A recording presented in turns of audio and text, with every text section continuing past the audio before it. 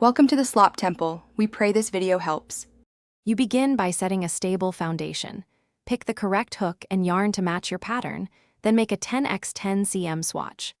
Once done, work a straight foundation row and place quarter-stitch markers at both ends so you can see the edge path. You maintain even tension across the row. If edges feel tight, relax your grip slightly.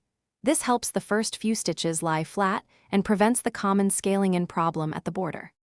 Now you refine the edge. Choose an extended or invisible chain. Start so your first stitch matches the row height. Chain 1 versus chain 2 matters here because mismatch creates a stepped edge. When turning, either slip stitch to height or chain the correct number and make your first stitch into the indicated edge leg.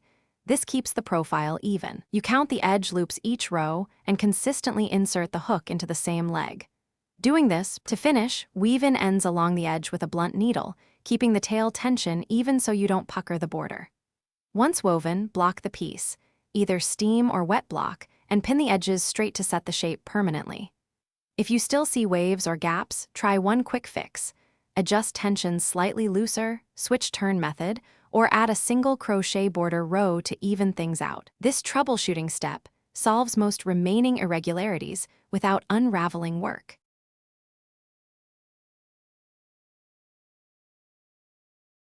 Thanks for watching. Consider subscribing if we helped you.